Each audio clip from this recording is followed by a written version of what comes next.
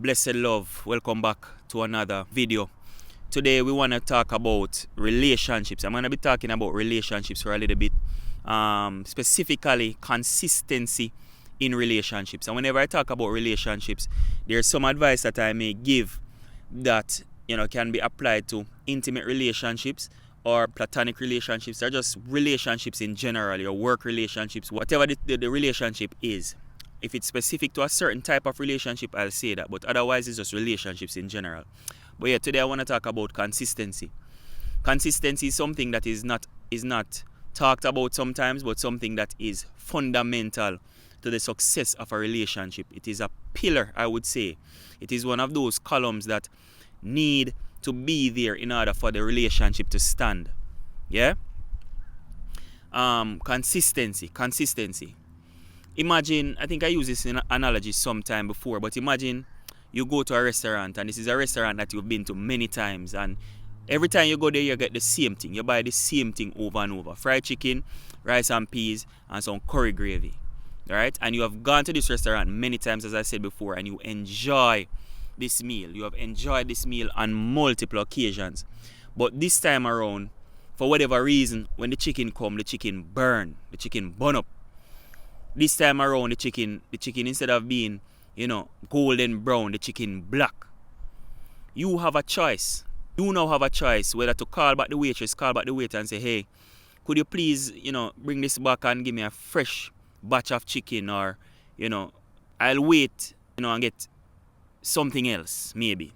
Whatever it is, you have a choice whether to change the meal altogether or ask for fried chicken again, but a different batch. And you also have the choice as well. You can eat the chicken. You can make a choice. You can eat the bun-up chicken if you want.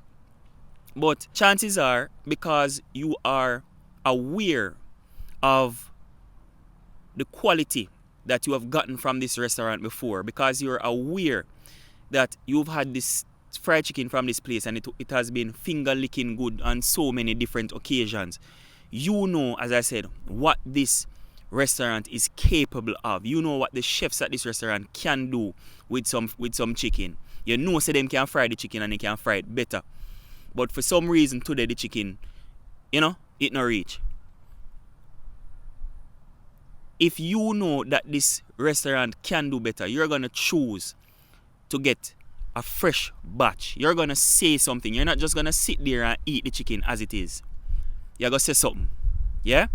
Similarly, as it regards to relationships, we go into relationships with certain expectations, and many times your partner or you, whoever, whichever party, in the initial stages, you are doing the right things. You are saying the right things, or your partner is doing the right things or saying the right things.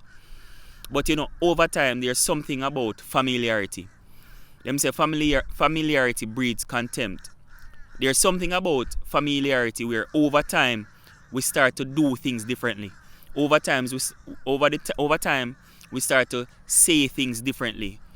We start to change our patterns, change our behaviors. We start to, treat each other less than how we used to do it in the initial stages, because of, as I said before, familiarity.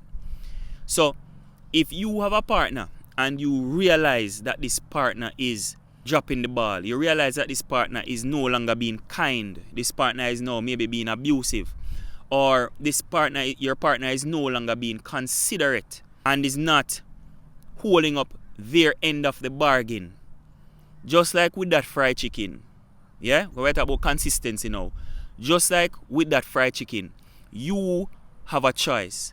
You have a choice whether to take that behavior and accept the behavior as the new norm, or you can say, hey, I realize that you are now doing X, Y, and Z, or you are no longer doing X, Y, and Z. What's going on? It's time to have a conversation. Or you can say, I realize that, the way you talk to me these days, so it's not so pleasant. It's not as kind as it was or how you were in the initial stages. What's going on? What has changed? Etc. A conversation needs to be had. Or, as I said, you can continue going along and then just watch things deteriorate. But I'm encouraging you and I'm encouraging myself, you know, keep your partner accountable. Keep your partner accountable. Because we all fall prey to, as I said, this sense of familiarity. We all fall prey to this sense of, hey, we have the person a lot now. We are deep in this relationship. We are invested already in this relationship. So anything, whatever flies, flies. And it's not just about keeping the other person accountable. It's about keeping yourself accountable. Are you being consistent? Yeah? Are you being consistent? I realize that, even as you go along with relationships, because my wife and I, we have been together for about 5 years now. 5 years plus, if you're counting dating years. But I realize that dating and being kind to each other and showering each other with love must be a continuous thing. It's not something that should be, it is on a high in the beginning, but as time goes by, you do it less and less. As time goes by, I don't say, baby, look beautiful. We dress up on a goat. I no longer compliment her because of, again, familiarity. Because, me just get used to how she look. So, me no bother say certain things again. Yeah? Or because I'm a wife now and she's supposed to know already say me love her. So, me no bother tell her say me love her again. Me just, it is what it is and we keep it pushing. I have to keep myself accountable. I have to know that I must remain consistent. Not just because I have now, me get through and now she's my wife and she has made a decision to commit her life or to spend the rest of her life with me. That doesn't mean now that I get a free pass to be inconsistent. That doesn't mean that I get a free pass to now change my behavior or to act in a way that add up to or it doesn't reach up to her standards or expectations. Yeah? And I'm not talking about unfair expectations or unreasonable expectations now. I talk about proper expectations. Things that should be expected of a spouse. Yeah? I have to keep myself accountable because consistency, as I said earlier, is a pillar of making a strong relationship or keeping a relationship standing. You understand?